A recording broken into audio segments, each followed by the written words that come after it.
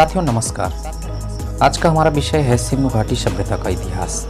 सिंधु घाटी सभ्यता का वास्तविक इतिहास जो हमसे छुपाया गया।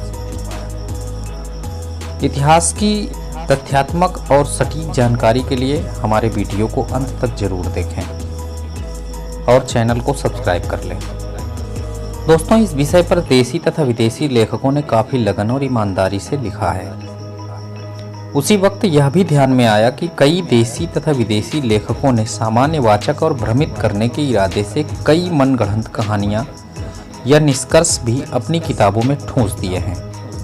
सत्य और असत्य के इस जाल से सुरक्षित बाहर निकलना बहुत कठिन था, लेकिन सौभाग्यवश हमारे समाज में भी बहुत सारे राइटर, बहुत सारे इतिहासकार मौजूद हुए। सिंधु सभ्यता के दो प्रसिद्ध नगर हड़प्पा और मोहनजोदड़ो, जो कि आज पाकिस्तान में शामिल हैं, इनका उत्खनन आर्कियोलॉजिस्ट सर्वे ऑफ इंडिया के अधिकारी दयाराम साहनी और आर.डी. बनर्जी ने सन 1921 और 1922 में महानिदेशक सर जॉन मार्शल के निर्देशानुसार किया था। यद्यपि यह सभ्यता सिंधु घाटी की सभ्यता के नाम से जानी जाती है, उसका फैलाव पूरे अखंड भारतवर्ष में ईसा पूर्व 4500 में भी था। महाराष्ट्र में सिंधु नगरों के समान शहर रचना दायमाबाद में पाई गई। यहाँ सिंधु लिपि के कुछ लेख भी मिले हैं। उसी प्रकार पुणे के पास अहमदनगर जिले में प्रवरा नदी के किनारे सिंधु नगरों का नगर रचना के वाले नगर तथा ग्रामीण बस्तियां पाई गई हैं। यहाँ उत्खनन सन 1960 में हुआ था। दायमाबाद के अवशेष ईसा पूर्व 1500 के बताए जाते हैं। यह सभ्यता केवल भारत में ही नहीं बल्कि भारत के बाहर आज के ईरान, इराक, इजिप्ट, भूमध्य समुद्र में स्थित क्रीट, माइसिनी तथा टिरनीस द्वीप और ग्रीस का दक्षिण किनारा इन प्रदेशों में फैली हुई थी। इसका प्रमाण भी इन सभी प्रदेशों में पाए गए पुरावशेषों में, जिनमें शामिल हैं बैल और नाग देवता की धातु की मूर्तियां, सुवर्ण अलंकार, नगर रचना, गंदे पानी की निकासी व्यवस्था, सिंधु लिपि के समान लिपि में लिखी मिट्टी की मुद्राएं मिली हैं। शाय प्रायद्वीप पर तो जैनों के प्रथम तीर्थंकर भगवान ऋषभनाथ, जिन्हें आदिनाथ कहा जाता है, इनकी मूर्ति भी पाई गई है। ये भी चीजें सिंधु सभ्यता की मुख्य पहचान है। क्रीट में पाई गई नाग देवता की मूर्ति ईसा पूर्व 1500 की बताई जाती है।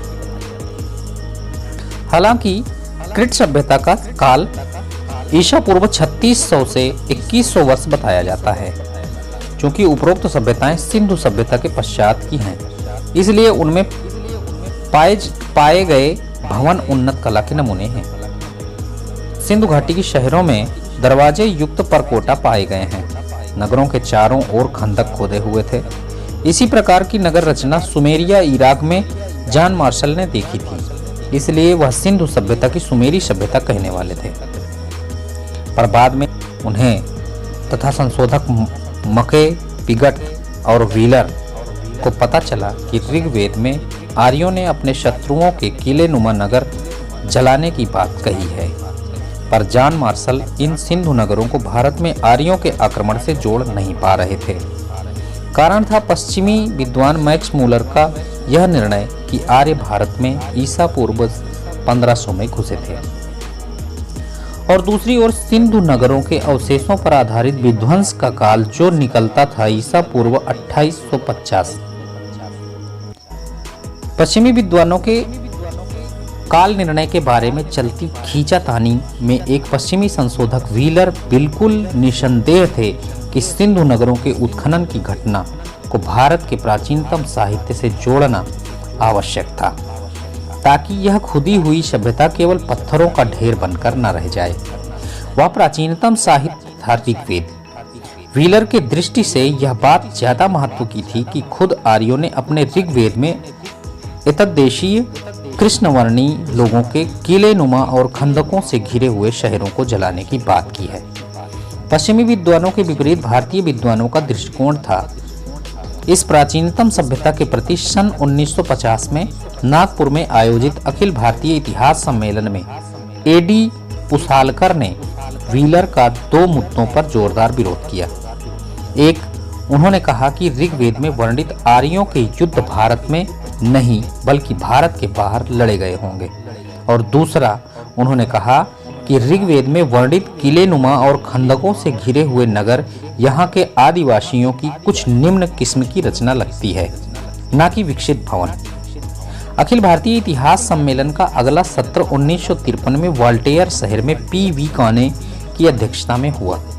उन्होंने तो जैसे इस अद्भुत खोज पर हमला ही बोल दिया। उन्होंने कहा कि सिंधु नगरों के निर्माता आर्य ही थे। उनकी अन्य आर्यों से धार्मिक विधियों पर मत भिन्नता थी। या तो वह रचना आर्यों के समकालीन अन्य कृष्णवर्णीय लोगों की होगी, पर वे नगर आर्यों ने नहीं नष्ट किए, बल्कि वे बाढ़ के पानी से नष्ट हुए। इनके कहने का मतलब हुआ कि खोजी हुई सभ्यता कोई खास चीज नहीं है, और है भी तो उसको आर्यों ने नष्ट नहीं किया है। भारत के विभाजन के बाद सिंधु सभ्यता के अनेक स्थान पाकिस्तान में सम्मिलित हो गए। हड़प्पा का उत्खनन अपूर्ण है। सबसे बड़ी ई टेकरी अभी भी खोदना बाकी है। मोहनजोदड़ो के खुदाई का स्तर अभी भी वहां की स्वाभाविक समतल रेखा तक नहीं पहुंचा है, पर पाकिस्तान सरकार को इस कार्य में ज्यादा दिलचस्पी नहीं है। भारतीय पुरातत्व विभाग के अधिकारियों को पता नहीं था कि कितनी कीमती धरोहर का उत्खनन वह कर रहे थे। भारत की उच्च जातियों का यह मानना है कि उनका धर्म, संस्कृति, रीति रिवाज, चाल चलन, सोच विचार, उत्सव, देवी देवताएं, पूजा पद्धति, भाषा और अन्य सभी आर्यों की ही देन है। यह धारणा ही विद्वानों का सिंधु सभ्यता के प्रति रूखेपन का कारण है। ये विद्वान समझते हैं कि वेद हमारे धर्म का आधार है। वेद कहते हैं कि चातुर्वर्ण ईश्वर निर्मिति है और ब्राह्मण, क्षत्रिय, वैश्य, शूद्र अनुक्रम से दिव्य ईश्वर के मस्तक, बाहु, जांघ और पैरों से उत्पन्न हुए हैं। मनुस्मृति के अनुसार ब्राह्मण समस्त प्राणी मात्र का मालिक है तथा उसी की कृपा से सब सुखी भोग लेते हैं। सभी धार्मिक साहित्य में चातुर्वर्ण व्यवस्था को कायम रखने का आग्रह किया है। भारत के विद्वानों ने आर्य भारत के सर्वप्रथम वासी हैं ऐसा प्रचार कर यह भी जनता को समझाया है कि भारत का संपूर्ण सांस्कृतिक जीवन आर्यों की ही देन है। शायद भारतीय विद्वानों को यह भी डर लगता है कि आर्य पूर्व सिंधु सभ्यता को मान्यता देने से हमारी आज की हिंदू संस्कृति ही गड़बड़ा जाएगी। ऐसी धारणा न केवल भारतीय इतिहास के लिए हानिकारक है, बल्कि वह मानव के भी विरोध में है। सिंधु नगरों के उत्खनन के बाद भारतीय विद्वानों के हाथ में ऐसी सामग्री आई थी कि वे खुद ऋग्वेद से पता कर पाते कि वहां उल्लेखित दासों की संस्कृति सिंधु नगरों से मेल खाती है या नहीं। परंतु यह न करते हुए उन्होंने संशोधक पिक्सेल और गेल्डनर के कथन का सहारा लेकर सिंधु नगर भारतीयों के ही हैं इस तथ्य को नकारा। असलियत तो यह है कि पिछेल और गेल्डनर ने अपना मत व्यक्त किया, तब सिंधु नगरों का उत्खनन नहीं हुआ था। सिंधु घाटी की सभ्यता जैसी अद्भुत और समस्त मानव जाति के विकास की कहानी बताने वाली सभ्यता को ऋग्वेद से न जोड़कर इन विद्वानों ने जानबूझकर एक अपराध किया है। उच्चता का क्रम लगाते वक्त यह देखना चाहिए कि उन सभ्यताओं में सामान्य आदमी का जीवन स्तर क्या था। डॉक्टर डी कौशाम्बी कहते हैं कि केवल ऊंचे पिरामिड से या ऊंचे झिगुरत से, इराक से कोई सभ्यता सिंधु घाटी सभ्यता से बड़ी नहीं हो सकती।